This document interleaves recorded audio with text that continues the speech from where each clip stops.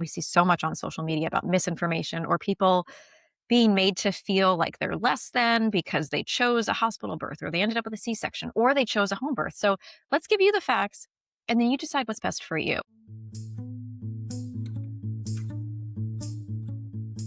Hey there, fellow nerds. Welcome to another episode of The Present Illness, the podcast where two physicians try to make sense of a world that is febrile and falling apart and also underdiagnosed. I'm Arga Gonzalez, the surgeon scientist and your friendly neighborhood doom scroller in residence. And I'm Alyssa Burgart, an anesthesiologist and bioethicist who tracks news and health law like their EKGs, full of spikes and surprises. The Present Illness is where we dig into public health, politics, ethics, and culture with a scalpel in one hand and a meme in the other.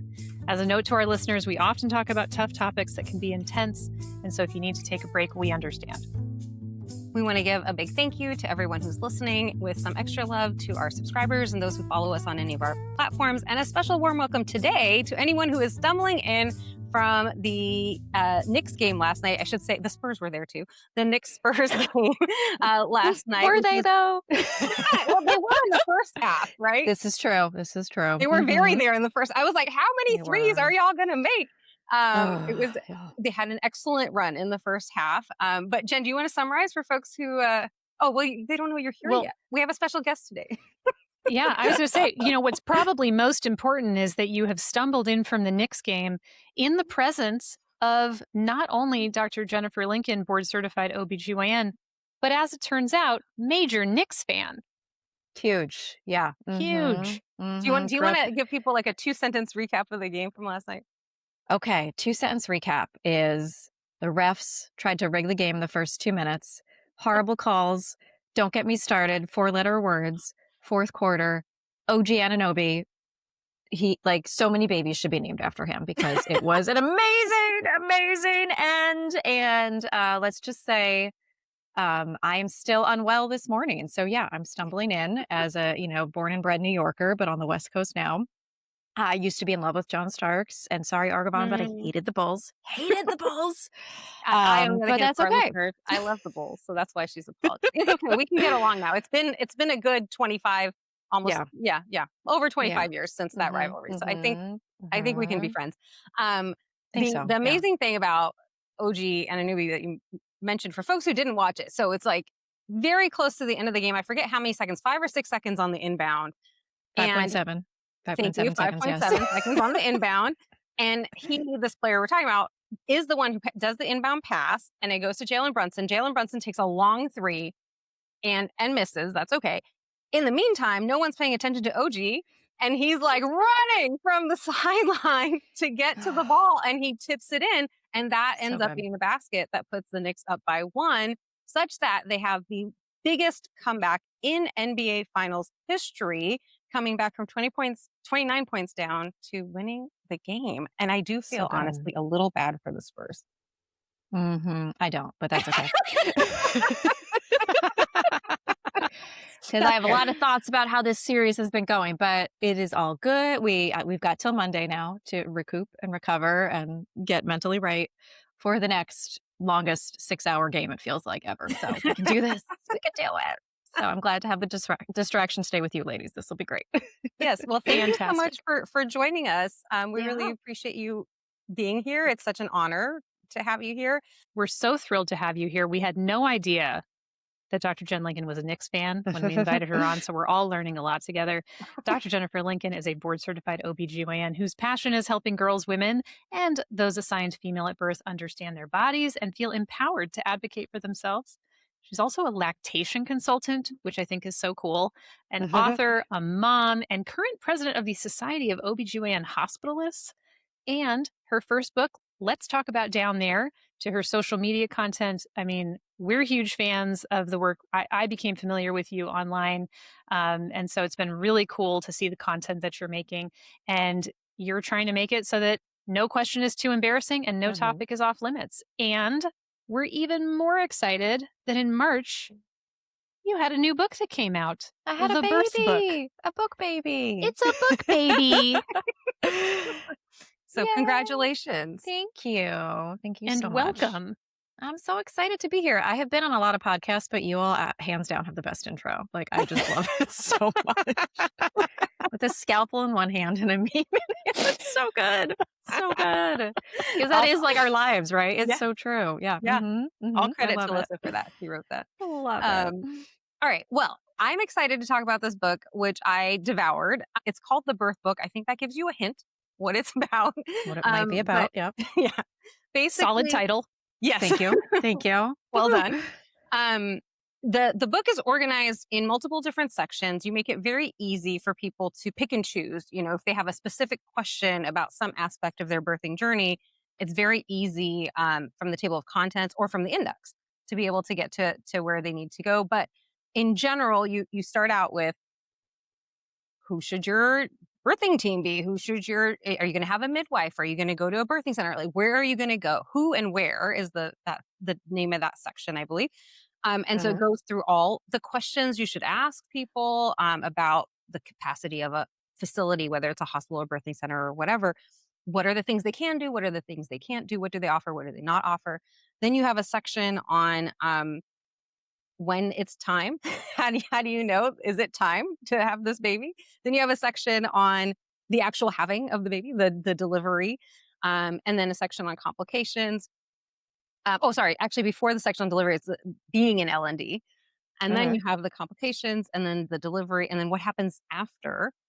And then importantly, a section on stillbirth, which of course, as you say, no one wants to have to read that section, but you have it there for folks, which is amazing. I want to highlight just a couple things that I think folks might find really helpful.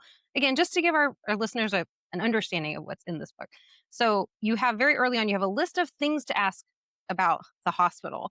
So this is on, in case folks want to know, it's on page 14 in the book, or 15 actually, and starts with like, does my insurance cover this hospital? Can you care for my baby if my baby's preterm? Do they have an anesthesiologist and an OR available and physically present 24/7? So these are the types of very practical questions that I think a lot of folks may not know to ask, which is what I think is so cool that you have it all in here for people. You don't have to have insider medical knowledge because Dr. Jen is giving it to you in this book. There's a section on how do I know when to go to the hospital? And then you have how to prevent tearing, which I think is something that a lot of pregnant people are concerned about, understandably so. And there's so much talk about that on social media as well. But you have a section on what are the things people do? This is on page 201. What are the things that people have tried? What's the evidence for whether it works? And then, you have a nice summary of whether you think is worth trying or not trying, or what's the benefit of doing it. So things like it's perineal massage, perineal support, warm compresses, etc. And I think the most important thing, my personal take that you have in here is different communication tips for how people can express their discomfort with someone on the care team or their discomfort with someone who's their own relative or friend or whatever who's in the room and they don't want that person there anymore, how to handle those situations. And you give people specific verbiage to use and you give them tips on who to talk to and how to say it. Or like one part, you're like, ask the nurse to help you get into the bathroom. And then you can tell her that you really don't want your, brother-in-law or whoever it is to be there. Yeah. And then she'll take it from there. And also if you don't feel listened to, importantly, right, by your care team. This is something that Alyssa and I talk about a lot. And I know you talk about obviously a lot in your content. Patients, we don't have the best reputation as physicians and healthcare workers because patients are frustrated because they're not always heard. So anyway, you give people specific things that they can do if they don't feel heard. That's on page 139. Anyway, so I just think it's amazing that you have put so much information in this one place for folks, really through all aspects of the birth. And it's with warmth and compassion. It's written inclusively. It's honest. And it's evidence-based, which I love as a researcher. So anyway, I'll stop fawning there, but those were my highlights of the book. And I'd love to just start by asking you why you wrote it. Oh, well, first of all, thank you. You are now hired as my marketing person. So welcome to that job because you're awesome. But no, I wrote it because a book like this didn't exist. And there's a lot of pregnancy and birth books, and there's some really great ones out there, but there wasn't one that was written just like air quotes, just on the birth part, which as you can see, it took up a whole book. Mhm. And by somebody who does it every day. And, I'm not saying you have to have your book written by an OBGYN, but you see stuff online, you see misinformation, or you see other people who've written books who don't actually even practice any sort of medicine. So it's really hard because, like you said, there's evidence, and true evidence-based medicine is also incorporating the values of somebody and the clinical expertise. So much of my stuff, I give you the evidence on why something's good or what the study showed. And then I do have my little like Dr. Jen's thoughts in the columns, Mhm. because I want you to be able to interpret, like, how strong is this evidence, or what do I think? Not because I'm trying to get you to do what I think, but giving you that insider, like, into my brain, like what I'm thinking about. And I wanted a book truly centered on autonomy, which you highlighted, like, communication tools, because I'm an OB hospitalist. I practice in a hospital, but I'm not going to assume that you want that or you have the same values as me. So let me just give you the information.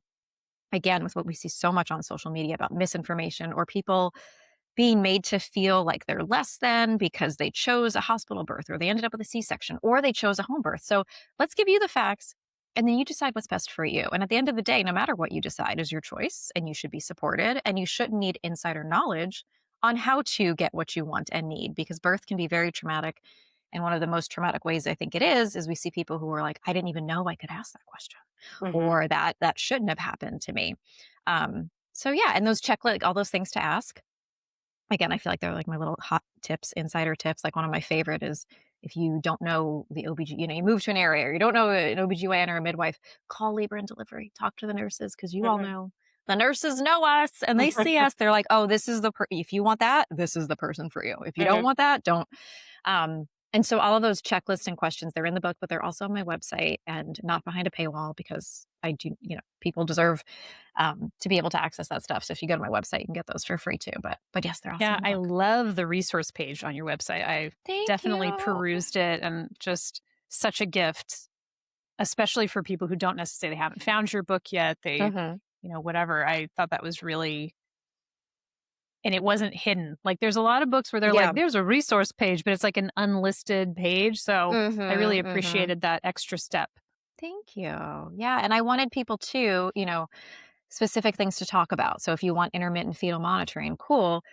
You're going to go to your OB and they're like, oh, we don't do that. Well, on this website, you can print off the protocol that I reference and say, what about this? So being able to be your own advocate. You shouldn't have to, but this is the healthcare system we work in. So how do we help people while we're also working from the outside to make it better? Yeah. The other thing I really loved about the organization of it, and is the fact that everything is listed as a question, which is the way people do Google searches. And so I really felt, Exactly. Yes. yes, Yes. I I was like, looked at okay, it. they're gonna go to TikTok. What would they type in? This. Yes. Mm. And that was immediately something that I understood, and it made it so easy for me to scan it and be like, Mhm. "Oh, I know which chapter I'm going to find what I'm Yeah. looking for." Mhm. Yeah. And I just thought that was brilliant. Thank And so you. again, just everything about this book it just says, "Hey, accessible. We want you to find the information. This is not hidden. This is not supposed to be Mhm. secret." And so you're really, I think, shining a light on that culture that, as a pregnant person, you just sort of like wander into, and you don't have any Yeah. idea what you're getting Yeah. into. And they're like, "Don't worry, honey, it'll be okay. We don't wanna Oh, scare you, so we're not gonna tell you. No, we can handle it." I mean, we've been doing this for generations, but right now we're in a time where it used to be that births did happen at home and you were around and you saw it, you knew it. Now so many people, the first baby they see born is their own. So Mhm. how do you know what to expect? Yeah, well, and I and like, I'm about to push a baby out of my vagina, but you're going to scare me by being honest with me. Like, it makes no sense. Mhm, mhm. Yeah, we're tough. I'm scared. There's Yeah. something weird that's going to happen. Mhm, mhm. Yeah, yeah, I mean, I you hear know. so much about it, right? As someone who has not birthed a baby, I'm the only one on this show today who has not. Um, you just hear about it all the time, and you see about it in Mhm. TV shows and so on. So there's definitely a lot of mythology Yeah. around the birthing experience that I'm sure impacts people's perspectives and that anxiety as they're going Mhm. into it. And you mentioned, I think, somewhere in the book about the more accurate and less accurate representations that we see Mhm. in the media and how that may not be super helpful to have some of these less accurate representations. I also love that um, you really, I don't know how this must have changed so much work, but you index like every section references other sections. Like, so if someone went to one specific Mhm. section because they were interested in that particular issue, but like fetal monitoring comes up, you say, "Oh, for more on that, go to this other section," and you give them the page number. Like again, I think it's clear you put a lot of effort into making it easy for Yeah. people to find what they were looking for in a Thank very you. thoughtful way. So thank you for doing that. No, Um, thank you. I wanted to ask you because as I was reading the book, I was thinking, as a physician, like, why is this stuff not told to patients when they're pregnant? Like, Mhm. why do we need this whole book when, like, in theory, when you become pregnant, when you go see your whatever provider you've chosen, like you should be able to get this information, but it's not there. So I was curious if Yeah. you have a comment on what it says about our healthcare system. Oh, yeah. Yeah, I Uh, mean, we're getting the results we're set up for. I mean, you might think on the one hand, well, you have so many visits with your doctor or midwife, you can talk about all this stuff. But when you actually think about the face-to-face time with your provider, it might be like 6 minutes. And I'm not even joking, like, you can time it, right? And you think about you get in the room and you do this urine sample, you do the blood pressure, blah, blah, blah. By the time your doctor comes in and you've got stuff to talk about, then there's all this other stuff. And I honestly think a lot of it just gets pushed to the wayside because so much of what people might have questions about, they're maybe afraid to ask, or it just doesn't feel as medicalized, right? Like, oh, you don't need to worry about what are the best positions to push in. Like, don't worry, we'll just help you. Like, trust us. And I am not here to say, like, yes, there are great, like, the hospital I work at, I think we do a fantastic job of, like, educating on the fly and practicing evidence-based medicine and supporting. And there are other places where it's very patriarchal and very much patients are just churned through. And mhm, so I think a lot of this stuff just it feels fluffy and it feels not important enough. Like, "Oh, you wanna talk about how to reduce tearing? Honey, you don't die from a tear. So let's talk just mhm, about preeclampsia because that's really important." And we're just not set up for success. And in a mhm, perfect world, you would have longer visits. I know they're mhm, doing some of these modeling with midwife-based groups centering pregnancy, they're called, where they have hour-long visits as a group. So you're all talking and learning. But when you get a global fee, which is changing, but when you get hardly reimbursed for the care that you provide, you're told by your insurance companies in your hospital you have to churn through patients. mhm, There's just no time. And you put on this extra layer of, well, it's not that important, right? It's just everything's natural. You don't need to worry about it. We're just going to do it. It's going to be fine. mhm, Just listen to us. It's hard. It's really, and I just think there's a lot of misogyny that goes into it of like, you know, don't worry your pretty little head. mhm, mhm. There's Mhm. an OB talk I used to give years ago called like regular consent but with a uterus about, not I love not it. Yeah. Yeah, oh my not god, can I have that talk? yeah. I wanna see it. I mean, happy to Uh, share, but about yeah. there's so many things I see, not only as an anesthesiologist but as an ethics Mhm. consultant about like, listen, everybody's autonomy is not treated with the same respect. No, no, and I mean, we can talk all day about how in different states and different laws, but it's embedded into the psyche of people who think that once you're pregnant, well, it's all about the fetus and the baby, and yes, of course, and also, like, I'm a human standing in front of you, and it just gets so messy, and you don't see this in cardiac care or hip Mhm. replacements or any and where there's these very strict protocols of what they do and what they have to tell you and outcomes, and for us we're just not set up for that success. So a book like this, I am hoping, can level the playing field a little bit, but also as I was writing this book, I've said this before, like, it also is for the OBGYNs and the anesthesiologists and the midwives to be like, "Hey, we're not doing so great in some of these things." And I only realized it as I was researching stuff for this book. I'm like, "Why was I taught this way? Why?" Mhm. So we have maybe not some of us directly, but our fields have caused some issues, but it means we can fix these issues. And so I hope Mhm. that we rise to the level that our patients know we should be at and that we absolutely can be at. Yeah. Well, as an anesthesiologist, I immediately went to the section on pain control and epidurals because I was just so Mm-hmm. excited to see, what had been included. And it really took me back. I no longer practice OB anesthesia, but Mm-hmm. when I was providing that care in my residency, I remember so I mean, usually it was the patient's partner who was like, "She doesn't need to talk to you." And I was like, "I'm just here to say hi in case Yeah. you have to meet me in a more like emergent way, which could be awful." So I was just Right. hoping to say hi and get to know you and you would get to know me. And but really having to teach myself how to sort of de-escalate some of those conversations Mm-hmm. because there's so much understandable fear and resistance that like people are like, "Well, they're gonna tell you you have to have an epidural." And I was like, "I'm Mm-hmm. gonna go take a nap if you don't want an epidural, and that's fine."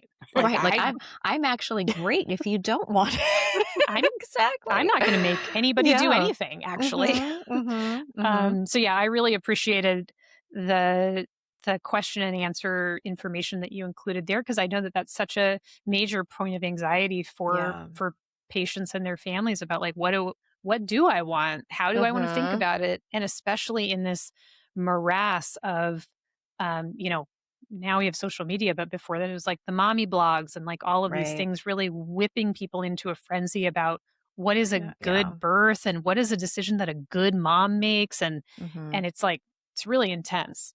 Yeah. No, there's just so much of this like values and identity put on you, how you're feeding your baby, how they came out. Did it really count as a natural birth? And I can't stand any of it because none of it is making us feel better about ourselves.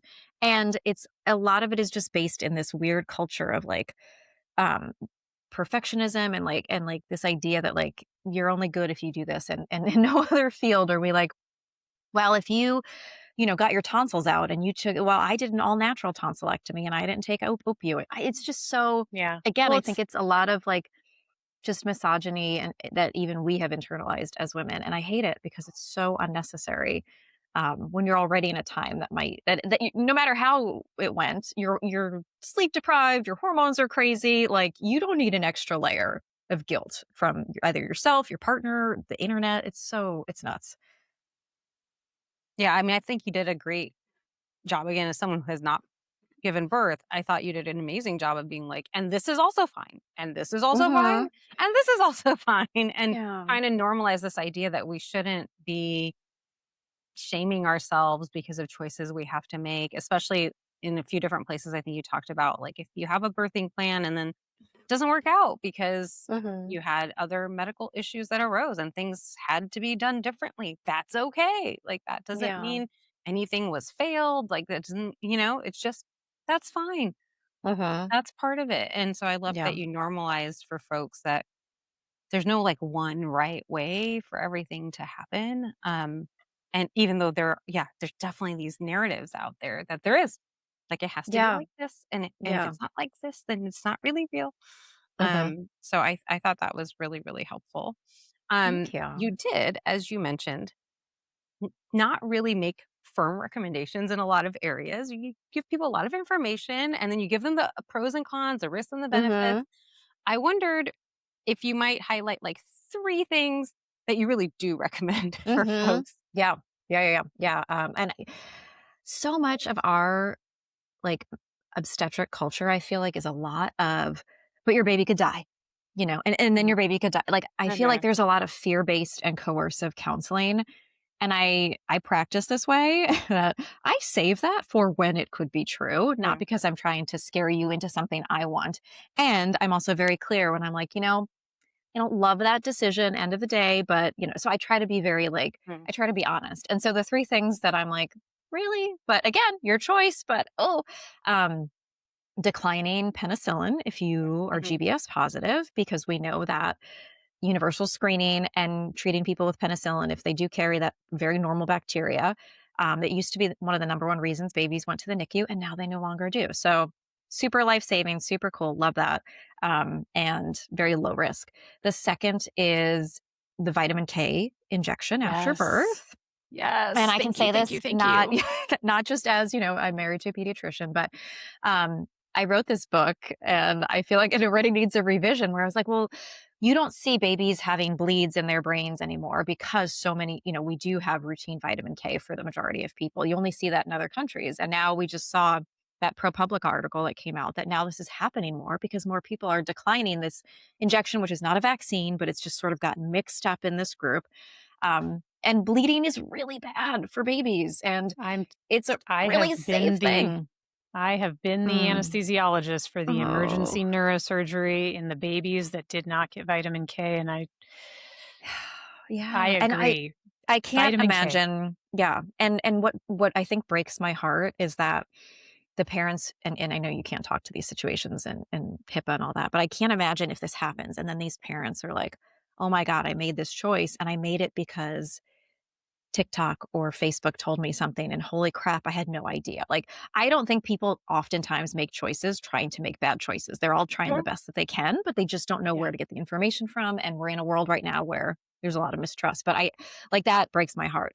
Um, and then the third thing would be, Pitocin after birth for the prevention of hemorrhage, and I've had people decline it, and they do fine, and I've had people decline it, and they don't do fine, but it's one of those where it's a very safe. We have a lot of data to show that it works.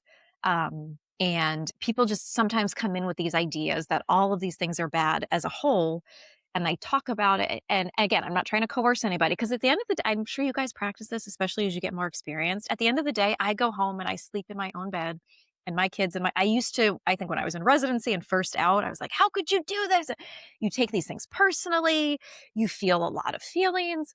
And I now feel that I can only counsel and know that I did a good job and document and then I go home. And so you're going to make the choice that's best for you, but I'm not going to sit here and forcibly inject something into you. But those Mhm. are those are the three where I'm like, let's just circle back one more time. Mhm, mhm. And those for folks who Mhm. read the book, those do come through as ones where you're like, yeah, Mhm. this is I really would caution against not Yeah. doing this Yeah. thing, and here's the reason why. Yeah. Yeah, and one of the things, in all three of those recommendations is that and especially in this ecosystem of misinformation and disinformation, there's a really strong naturalistic fallacy that people think like, well, Mhm. if it's natural, then it's good, and therefore if it's unnatural, then it's bad. Yeah. And it's like, well, it is you can have a when we talk about vitamin K is that you can have an absolutely perfect baby, and all babies are born without enough vitamin K. They're a perfect child who is absolutely and naturally born with Right. low vitamin K because that's how all babies are born. Mhm. And Right. but it's tough because the fear mongering around and the shame based stuff around Mhm. Mhm. if you don't have if it's not natural then it's Right. bad, and it's like, well, arsenic's natural too, so there's a lot Right. of natural things that Exactly. could be Yeah. dangerous. I I mean, went the to medical bubonic school plague was in also natural. Sorry, the bubonic Yeah. plague was also No, I say I went to med school in New So Orleans and natural. hurricanes were natural and that didn't go well for us. Yeah. And it's just, it's like I think and I get they're afraid to get kicked out of that club, of like, well, this is my identity now. It's become an Yeah. identity and to lose an identity. And so much of it is, and you guys know that like my husband we're in Portland, Oregon. The vaccine rates are not as high as they are in other parts of the country. He spends a good part of his day trying to communicate with people. And he's like, the data doesn't matter. You have to build trust. And when somebody Mhm. trusts you, Yeah. then they're going to use you as their source instead of the internet. And that can be really hard when you're, like me as a hospitalist or something else. But we just have to keep at it and not vilify people. Now, I will Mhm. vilify the people in power who should know better and Mhm. are, Mhm. manipulating and making money off of these things. Big wellness and all these people. But the average person, I do believe they're just trying to do their best, and it's hard. Oh, Yeah. absolutely. And how are Mhm. they to know, that this person who they've maybe followed for a long time on whatever platform Mhm. is leading them astray, Right. because they Right. they seem kind and they seem honest, Mhm. and they Mhm. probably in many cases are saying what they believe to be true. It's just that they don't have the scientific knowledge and Mhm. background to understand how Mhm. harmful their recommendations are. And Right. so it's hard for people to understand that just because Mhm. someone seems nice and thoughtful and reliable when they're not a scientist doesn't mean they actually understand the things that they're Mhm. talking about. And they're Yep. accessible, right? Like, we all carry around these little pieces of glass, little glass computers in our Mhm. pockets, and you immediately have someone's face. They're well lit. they're leaning in, all of Mhm. these things, they have a great podcast voice. Yes. And so you've Yes. got these and then you scroll and it's like you scroll, it's a doctor, you scroll, it's a wellness influencer, you scroll, it's an ad for pants, you scroll, it's a Mhm. Yep, and they it's a sent a cat. message in to their doctor who can't get back to them Mhm. Correct. in 6 Mhm. days, or they do come in, they see us, somebody's frazzled, you have 4 minutes, it's sterile lighting, like, Mhm. I say this over we are set up to get the results we are. Like, do you wanna go into a sterile room or do you wanna go sit in a room for an hour and it's beautiful? Mhm. And they took 10 vials of blood so you feel heard because 'cause they're running Mhm. these tests as opposed to the other person who's like, "Well, I think it's just the natural way things go when you feel you've been traumatized or not heard by one system, you're gonna go to the other one." So we have to figure Yeah. out, like, how do we reach people? And then, by God, could we regulate some things better? That'd be great. Yeah. And it's hard to be to present as trustworthy actors within those really significant Mhm. constraints. And Yeah. and like you said, for folks who are running their faux, not medical, not regulated clinic, like they can charge thousands of dollars and like Yep. you can believe that your money's well spent because you got Mhm. that time, even if there's Yeah. not actually any safety or value added. Yeah. Mhm. Yeah, and so that's why I think it's so I mean, it's one of the reasons why what you do online, Jen, is so important, and also that you're putting out things like this book, to help people have access to I mean, like you said, insider knowledge, like, you really are sharing that insider knowledge with folks in a really easy to understand way, mind you. Like, it's not all jargony and, like, what is Mhm. you just Yeah. really break down the studies and you're like, studies suggest that this is not that helpful, or studies suggest that this might be helpful and it's not Mhm. gonna be Mhm. harmful, so you could try it, like, you're very Yeah. honest about what the data, um, tell us, which I think is very helpful. Okay, I have a Thanks. random question. It's gonna seem Oh, I'm very excited s now. it's I don't know where this is it's going. This is oddly I exciting. specific. love it. It's oddly specific. In the section where you're talking about the placenta, Mhm. and you're talking about, like, what various things people might want to do with their placenta, Mhm. um, you talk about planting the placenta Mhm. and that you kinda wish you had done that. I wanted to Yeah. hear more about Yeah. why you kinda wish that. Well, because 'cause I'm an East Coast girl, but I live on the West Coast now, so I gotta get a little crunchy, and I don't know, I just think it's so dang so the placenta's the coolest organ hands down, and I will go toe to toe to anybody who tries to disagree with me. It grows a human, and then your body's like, "Ding, we're done," and it comes out, and I talk in the book how I offer a placental tour because I love to show people their hard work, and most people are up for it, and then their video, like, it's a whole thing, we have so much fun. The ones that turn it down, I'm like, really? Okay, fine. That's, whatever. But also, I don't want you to pass out. So it's cool. I don't know. And I just feel like in an era where, some people are turning to other things to do with their placenta, which I discuss, like Mhm. consuming it, which I don't love that idea, but again, whatever. I talk about the data and the potential harms. But I also feel like I can see why people want to have this, like, you come into the hospital to have your birth and there's just not that, like, community or that aspect where we feel like we're still doing something that feels, I don't know, cultural. I don't know. I know it sounds woo woo, but I just love, like, this idea that you take it home, and a lot of people here in the Pacific Northwest do it, and they plant like a tree, and then you've got this tree that, like, when they Mhm. take the pictures with the kid next to the tree every year, and it's so cool. You just want to make sure you don't move. That's all. Yeah. That's what I think about it when I'm like, oh, but what if you ever I know. Yeah, leave? no, this is a 3 a.m. nursing station conversation. We're like, well, do you put it in a pot? Like, what do you do? I don't know. I was like, guys, I don't know, but I just think it's cool. But I also think this is such a and you alluded to this previously, this medicalization is obviously a major part of what's happened to birth, in the last 100 Mhm, years. And I think we have lost a lot of the not only communal care, but we've also lost that kind of communal experience for people who want to have a birth in an environment in which mhm, the bad things that could happen.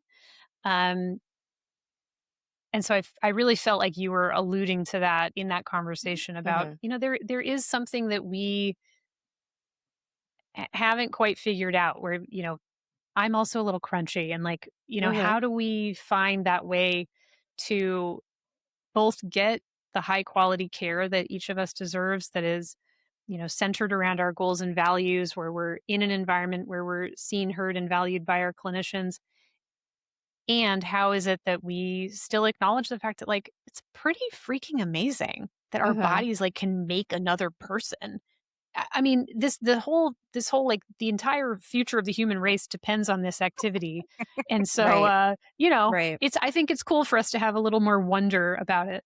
Mm. Exact yeah, wonder and whimsy, and, now that I'm thinking about this more, Argamot, like, I think what I really love about this whole placental thing, like, you have your baby, and then in this current world, like, your friends, people, like, send you some meals, they pop in, but we're very siloed, and it's Mhm. not this community anymore where, like, we live in these multi-generational homes or communities, so Mhm. it's to me, it's this idea, like and then a week after, like, you're out there in your backyard with your it's just this family care, which I feel like we're missing, and I have been in some of those rooms where there's the partner and the 2 girlfriends and the grand and it's beautiful, and you're like, "Why is this making me emotional when I'm, like, dead inside from the world?" And yet it's because it feels like we're doing this community thing and it's the birth of a Mm. family. It's not just a checkbox, she's pushing for 2 hours, da, da, da, da, da, move through Mhm. to postpartum. It's this idea that this whole family is changing.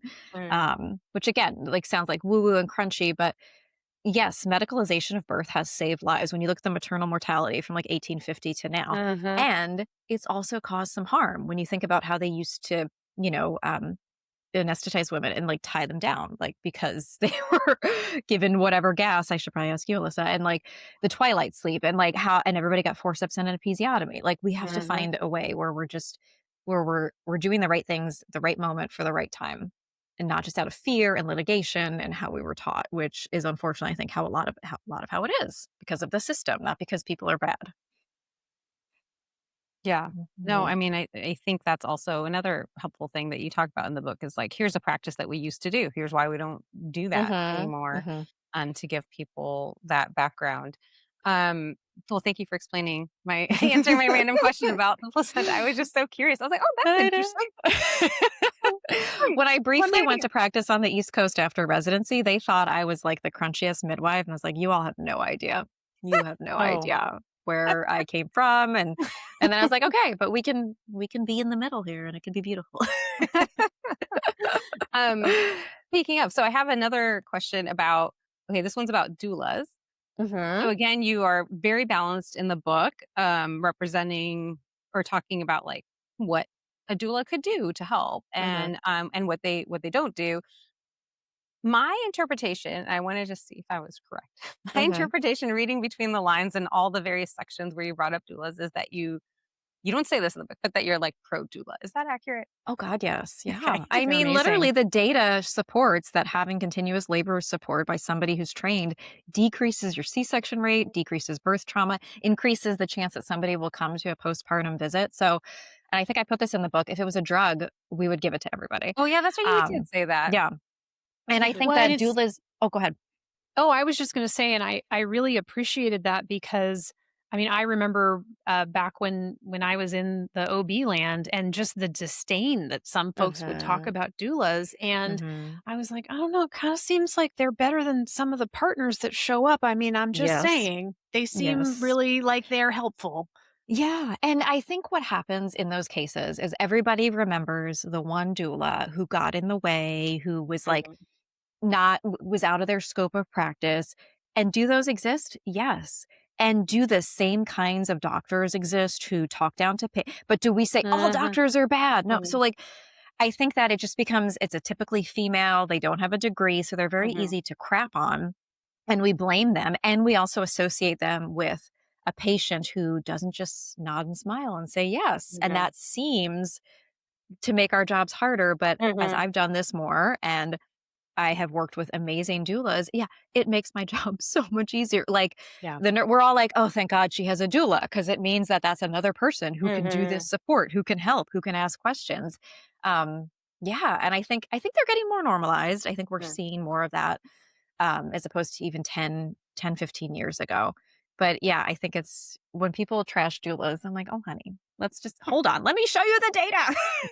Well, and one of the things that you just mentioned, right, is that the preference for a compliant patient. And I Mhm. think that it's such an important thing about how in medicine we oftentimes confuse compliance with autonomy, and because that makes us feel good. Yep. And when you really are having that, you know, deeper autonomous consent conversation, when you're providing that education, you're able to have that back and forth, it is definitely more work, and it doesn't mean that somebody just blindly does whatever you want. Right, exactly. And do you know what it means too? They're going to be less likely to sue me because they're going to feel like we have a relationship Mhm.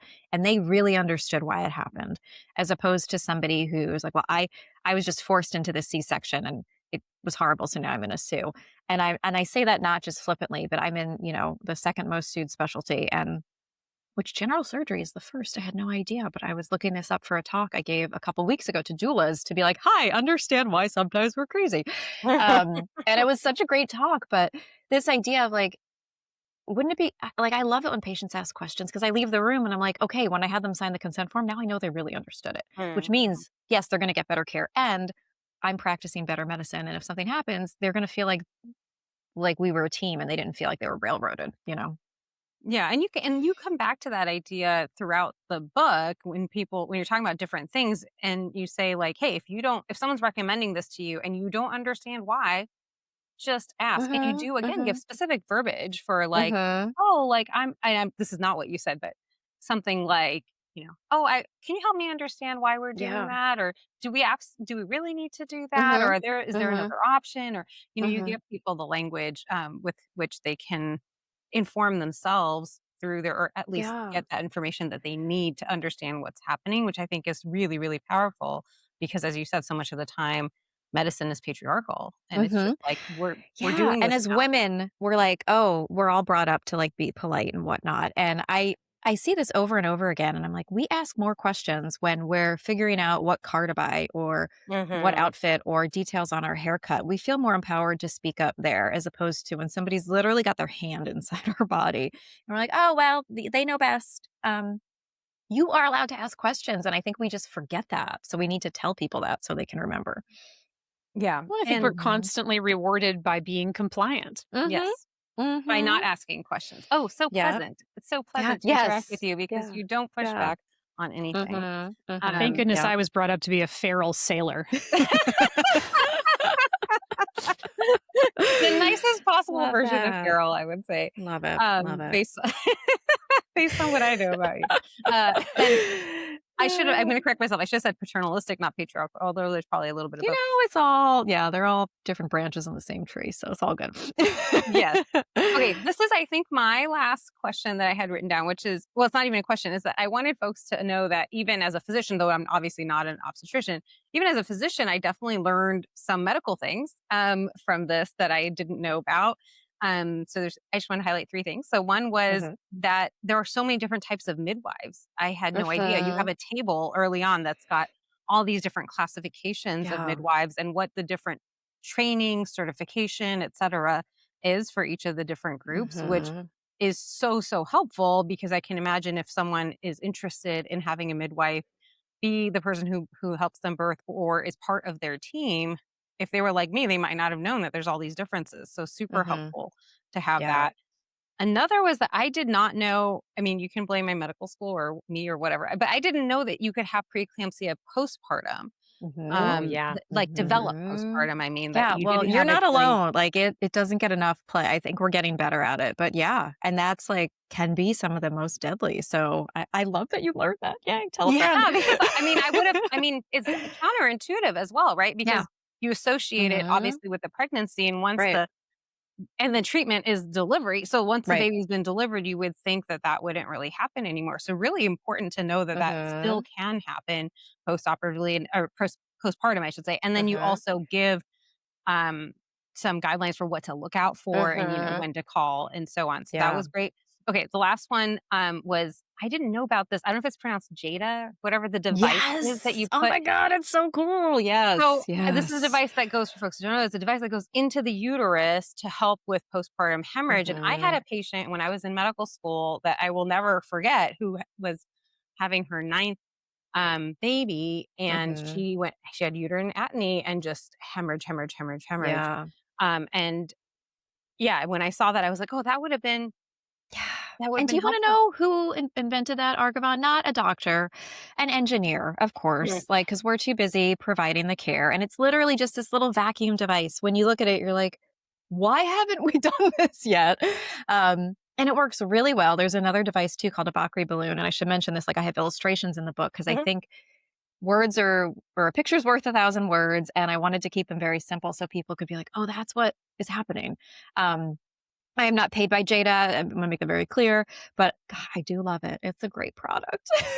Yeah, like just sucks down the wall of it sounds like, with the Yeah. vacuum, it sucks down the wall of the Yeah. uterus to help Mhm. to stop that hemorrhage. That's Yeah. very cool. So So cool. anyway, those are It examples saves a I lot love. of uteri, I shall say. It's amazing because that's Mhm. obviously one of the, as you mentioned multiple times, one of the main things that Uh-huh. is of concern is a Uh-huh. postpartum hemorrhage, and that can be Yeah. definitely life threatening. Yeah. Um, I'll tell all you, right. this book took me down memory lane. I was I very, very bet it fortunate. did. Ooh, ooh.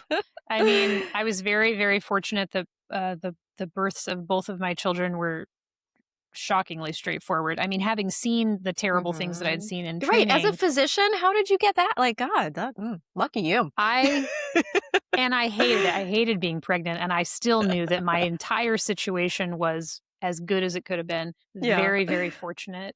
And but yeah, I mean, so many of my core memories of training were things that I definitely had not thought of in a while. And Mhm. in reading this book, I was like, ooh, Mhm. ooh, those memories came back. Yeah, It is yeah. really important work that's happening in labor and delivery. And this the other thing that this made me think about that I hadn't thought about in a while is I remember when I was in training and I was still working in the OB area, friends would reach out to me and be like, "Hey, I'm gonna like have a baby. I have no idea what it's like," and or friends coming in to deliver at the labor and delivery unit where I was working, Mhm. and asking me to like be their anesthesia resident or asking Mhm. me to come visit them.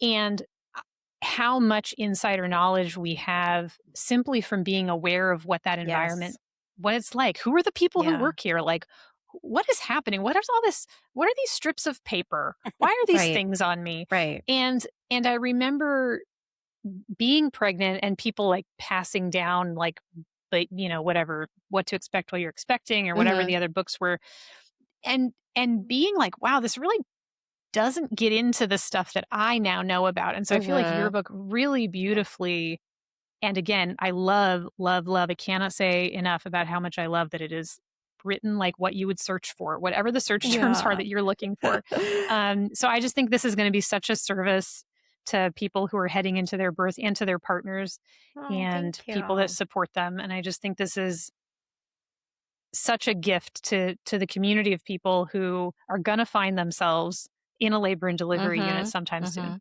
Mhm. Oh, thank you. That means so much to me. Thank you.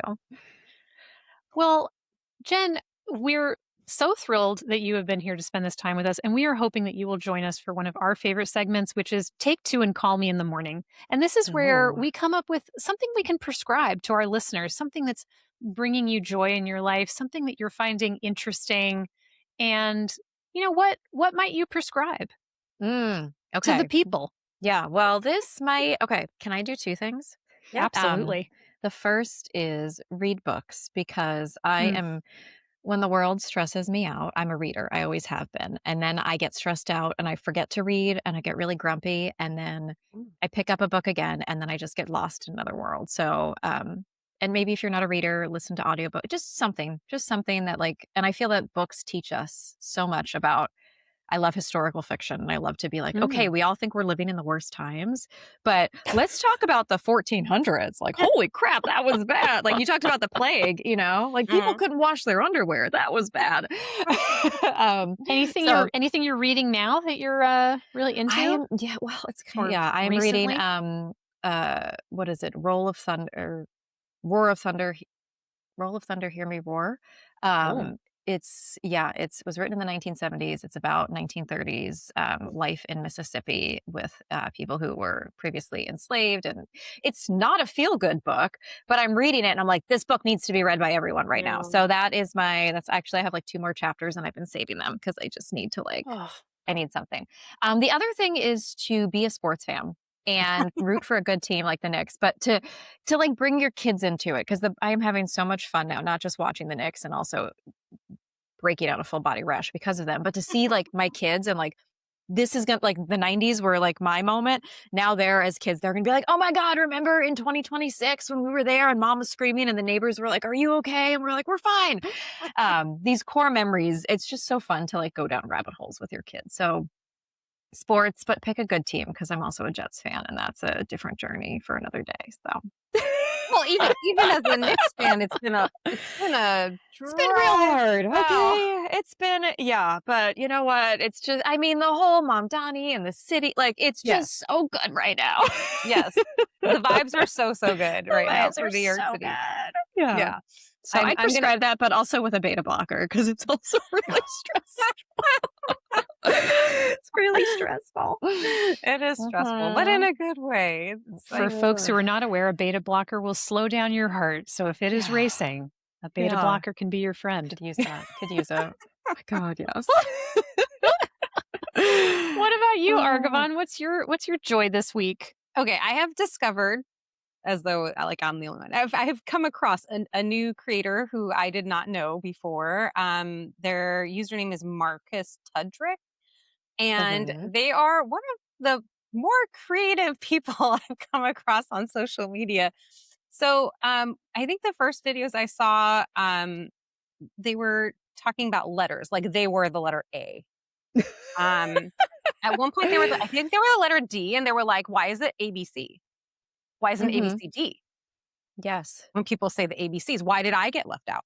Yeah. And so I love accounts like that are just so ridiculous. And you're like, of course. Why wouldn't you make a whole series about like, letters? They're random things. So one of the ones, I'm just going to list a couple of the videos that I've come across that I think are amusing. One is they've got like some accoutrement on their face that make them look sort of vaguely chicken-ish.